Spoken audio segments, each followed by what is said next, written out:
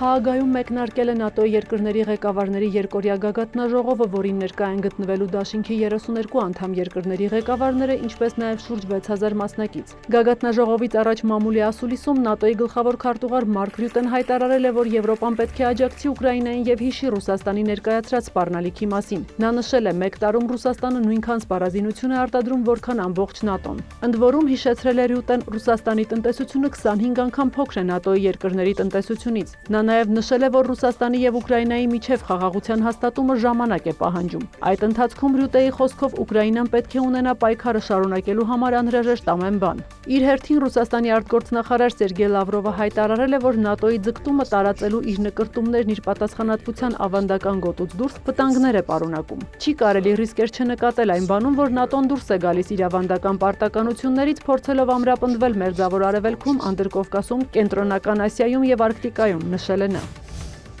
Ուկրաինայի նախագահ Վոլոդիմիր Զելենսկին հունիսի 23-ի երեկոյան ժամանել է Հաագա ՆԱՏՕ-ի գագաթնաժողովին։ Նախատեսված են երկկողմ հանդիպումներ Գերմանիայի, Իտալիայի, Լեհաստանի, Ֆրանսիայի եւ Բրիտանիայի ղեկավարների հետ։ Զելենսկին նաև հույս ունի հանդիպել իր ամերիկացի գործընկեր Դոնալդ Թրամփի հետ։ Sky News-ին տված հարցազրույցում նա հայտնել է, որ երկու երկրների թիմերն աշխատում են Թրամփի հետ հնարավոր հանդիպման ժամանակը եւ այլ մանրամասները համաձայնեցնելու ուղղությամբ։ Հարցազրույցի ժամանակ Զելենսկին նաև կարծիք է հայտնել, որ Միացյալ Նահանգներն Ուկրաինան համարում է իսկական գործընկեր, մինչդեռ Ռուսաստանը շարունակում է մնալ նրա խոսքով Միացյալ Նահանգների էքզիստենցիալ թշնամին։ Զելենսկու համոզմամբ Մոսկվան երբեք չի կարող դառնալ Միացյալ Նահանգների բարեկամը։ Գուցե կարող է ժամանակավորապես փոխգործակցել Վաշինգտոնի հետ, սակայն երկարաժամկետ հեռանկարում ըստ նրա Մոսկվան արևմուտքի անվտանգության գլխավոր սպառնալիքն է։ Զելենսկին նաև մտավախություն է հայտնել, որ Մերձավոր Արևելքում լարվածության պատճառով Ուկրաինան հնարավոր է ավելի քիչ օգնություն ստանա գործընկերներից, այդ թվում Միացյալ Նահանգներից, ինչը Ռուսաստանին կարող է առավելություն տալ ռազմի դաշտում։ Ուկրաինայի նախագահը նաև կողմ է արտահայտվել Ռուսաստանի հետ հրադադարին եւ խաղաղության շուրջ բանակցություններին, եթե Կիևը համարի, որ հնարավոր են իրական զիջումներ եւ պատերազմին վերջ դնելու իրական եղանակներ։ Միևնույն ժամանակ Զելենսկին խուսափել է պատասխանել հարցին, արդյոք պատրաստ է տարածքներ զիջել որպես խաղաղության համաձայնագրի մաս։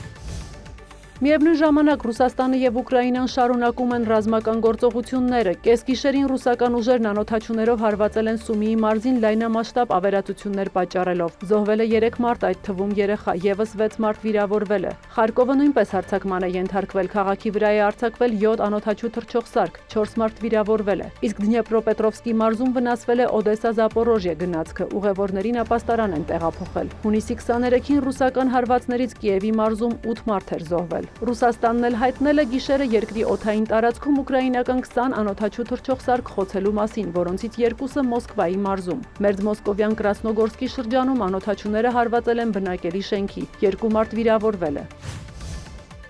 Արտաքին գործողությունների եվրոպական ծառայությունը մտահոգություն է հայտնել Ադրբեջանում Աբզաս մեդիայի լրագրողների եւ քաղաքական ակտիվիստների նկատմամբ ծանր դատավճիռների կապակցությամբ։ Անկախ լրագրությունը կենսական դեր է խաղում թափանցիկության, հաշվետվողականության եւ տեղեկացված հասարակական կարծիքի ապահովման գործում։ Եվրոպական միությունը կոչ է անում Ադրբեջանին հարգել մարդու իրավունքները եւ հիմնարար ազատությունները, կատարել իր միջազգային պարտավորությունները եւ անհապաղ քայլեր ձեռնարկել բոլոր լրագրողների եւ լրատվամիջոցների աշխատակիցների համար անվտանգ եւ բարենպաստ միջավայր ապահովելու համար, ասված է հայտարարության մեջ։ Հայտարարության համաձայն Եվրամիությունը հանձնառու է Ադրբեջանի հետ մարդու իրավունքների ոլորտում երկխոսության եւ համագործակցության շարունակմանը։ Հունիսի 20-ին Բաքվի դատարանն Աբզաս մեդիայի լրագրողներին եւ աշխատակիցներին դատապարտել էր 7.5-ից մինչեւ 9 տարվա ազատազրկման արժույթի մաքսանենգության մեղադրանքով։ Լրագրողներն իրենք դատավարության ընթացքում հերքել են մեղադրանքներն, ընդգծելով, որ իրենց հետապնդում են մասնագիտական գործունեության համար։ Սյուզաննա Չրաղյան, լուրեր։